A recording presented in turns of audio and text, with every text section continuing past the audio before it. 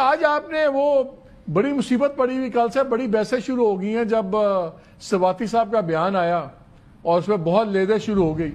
رئیس ایک اثر آپ نے پوری کر دی. آج آپ نے ایک ایکس پہ اپنی پوسٹ گاڑ دی ہے کہ پی ٹی آئی نے اسٹیبلشمنٹ سے رابطے کر کے ہمارے ساتھ طے کی گئی باتوں اور شرائط کی خلاف ورزی کی ہے. جب تک پی ٹی آئی اسٹیبلشمنٹ سے رابطوں اور وضاحت نہیں دیتی آگے نہیں بڑھ سکتے.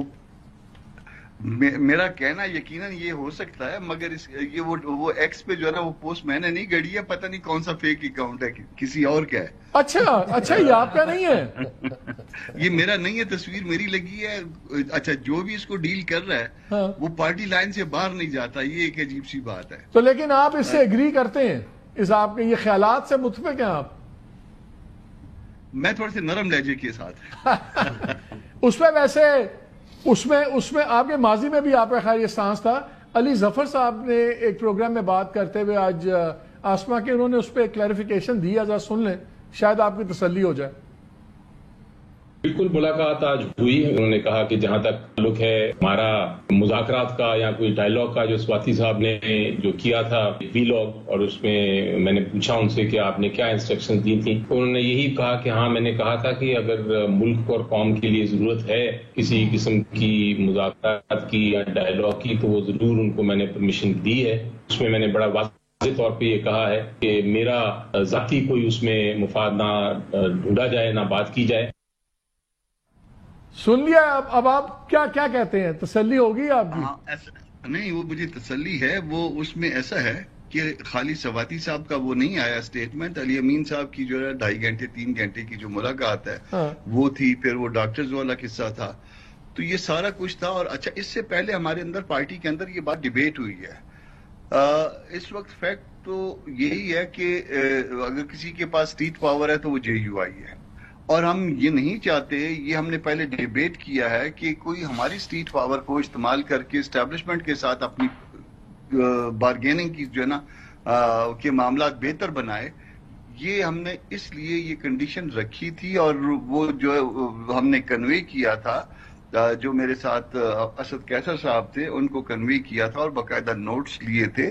جو اور دوست بیٹھے ہوئے تھے، نام میں ان کا بتا سکتا ہوں، انہوں نے نوٹس لیے تھے. اور یہ اس میں ون آف دی کنڈیشن تھی کہ کوئی پارٹی جو ہے انکلوڈنگ جے یو آئی، یہ نہیں ہوگا کہ گورنمنٹ سے یا اسٹیبلشمنٹ سے وہ پھر اپنے طور پہ جو ہے نا وہ آنکھیں لڑانا شروع کر دیں نا، وہ کسی کے کندھے پہ چڑھ کے.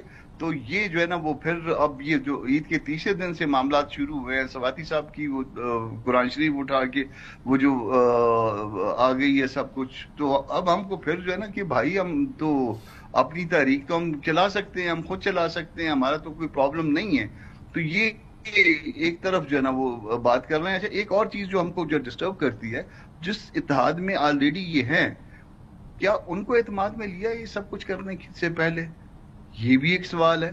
تو ہم مجھے نہیں پتا کہ مولانا صاحب یا پارٹی کیا فیصلہ کرتی ہے، مگر کہیں استعمال ہونے کے لیے ہم تیار نہیں ہیں. اچھا یہ تو بتا دیں نوٹس کون لے رہا تھا؟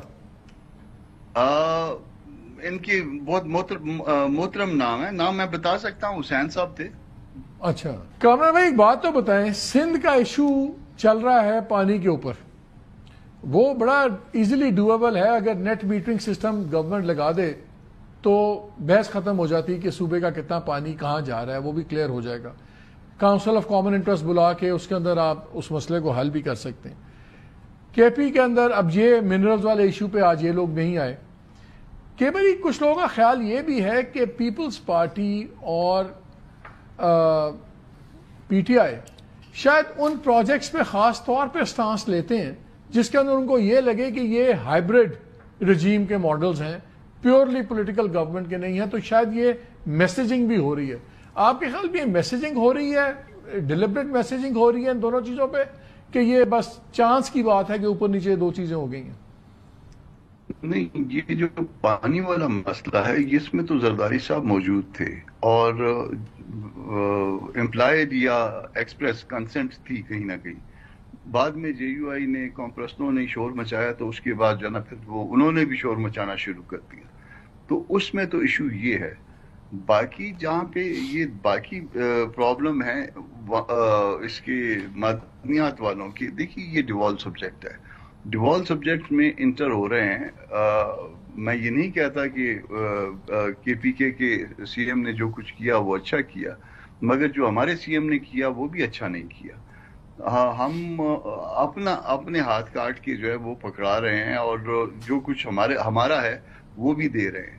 صوبوں کے اگر صوبے ہیں، اگر کوئی وجود رکھتے ہیں صوبے، تو ہمارے یہاں تو ایک سب سے بڑا مسئلہ ہے، اختیار کا مسئلہ ہے، اور اس کے ساتھ جو ہے نا وسائل کا مسئلہ ہے. لیکن اس میں تو کوئی ایسا ایشو نہیں ہے. فیڈرل گورنمنٹ کو چیز امپوز تو نہیں کر سکتی.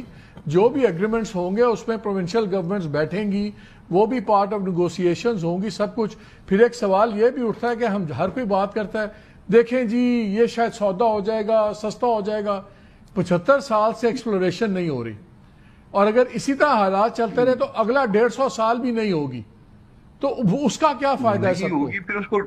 پھر اس کو ڈیوال سبجیکٹ سے نکال لیں نا. پھر اس کے لیے پہلے آپ ہائیبرڈ گورنمنٹ بناتے ہیں، صوبوں میں بھی اپنی مرضی کے جو نا لوگ لاتے ہیں، پھر اس کے بعد ان سے کنسنٹ کراتے ہیں، نئی لیجسلیشن کرواتے ہیں، پرانی لیجسلیشن کو منسوخ کرواتے ہیں. ابھی کروائیے. تو اس طرح سے پھر شکوک بھی پیدا ہو جاتے ہیں. آپ آئی تھنک ان کا فریز ہو گیا فریم. دوبارہ ان کو دوبارہ کنیکٹ کر لیں.